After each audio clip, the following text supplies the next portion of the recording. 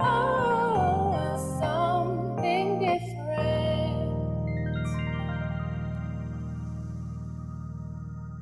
St. John chapter 20, verses 24 to 28. Now Thomas, one of the 12, called the twin, was not with them when Jesus came. So the other disciples told him, "We have seen the Lord." But he said to them, "Unless I see in his hands the mark of the nails, and place my finger into the mark of the nails, and place my hand into his side, I will never believe." 8 days later, his disciples were inside again, and Thomas was with them. Although the doors were locked, Jesus came and stood among them and said, "Peace be with you."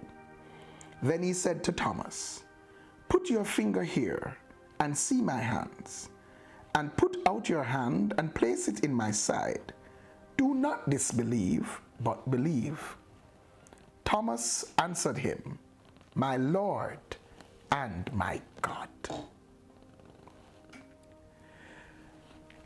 Thomas was overwhelmed and discouraged because of the recent happenings.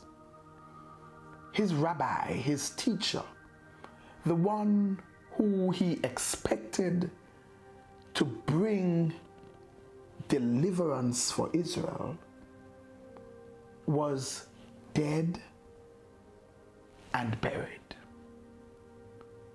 He received the worst kind of death, crucifixion.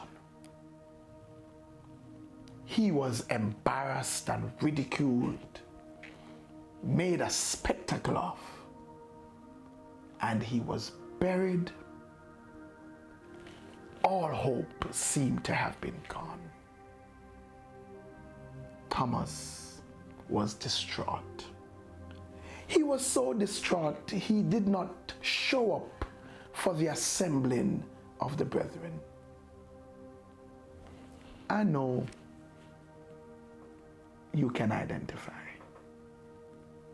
There are those days that you feel so overwhelmed or discouraged or distraught or feel like such a failure that you do not believe that going into the assembly is for you. You wonder, why should I go there? It makes no sense. Nothing is working. Well, that's what happened with Thomas. But the day he didn't show up was the day Jesus showed up. Jesus showed up and showed himself to the brethren, the other disciples.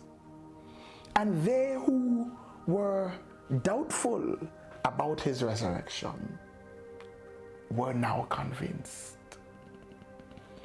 And they told Thomas about it excitedly because Jesus showed up. He's alive. He's alive. But Thomas was still in his space. You know, in today's talk, today's parlance would say he was in his feelings. In Jamaica we say up in him feelings.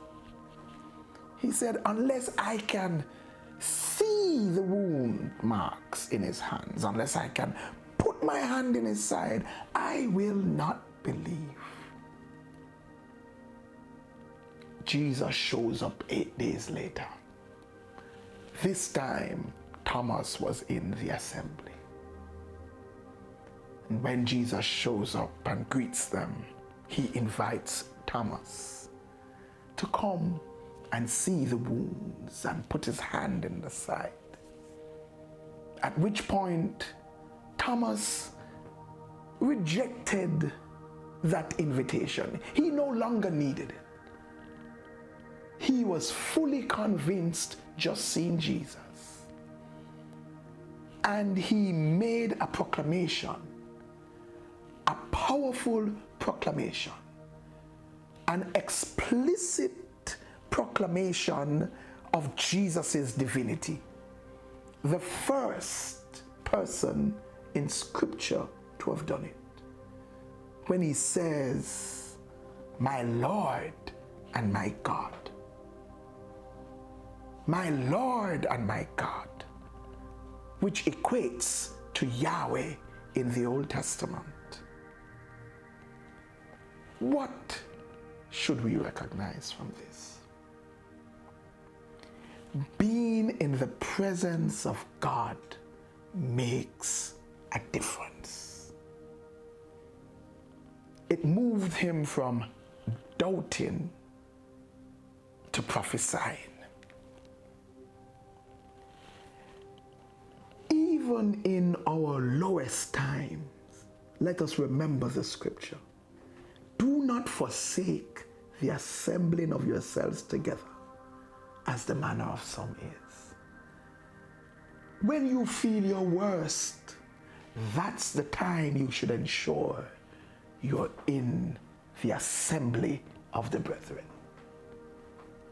The enemy wants to pull you away from your support system.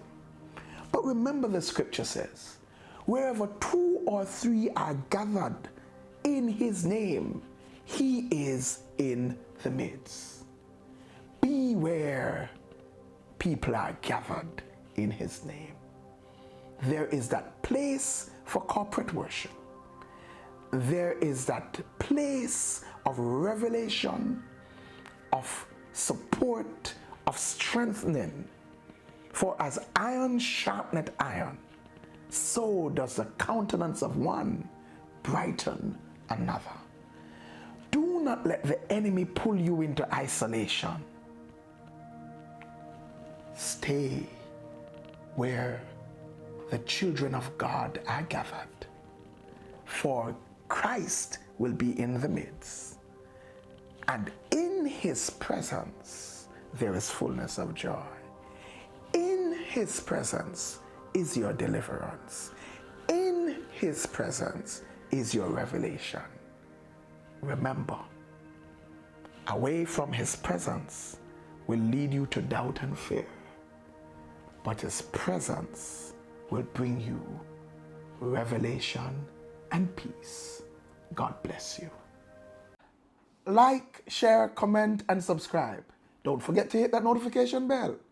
And for more, join us at 9 a.m. on Sunday mornings at 10 Union Square, Crossroads. If you can't be there in person, join us virtually via Facebook Live.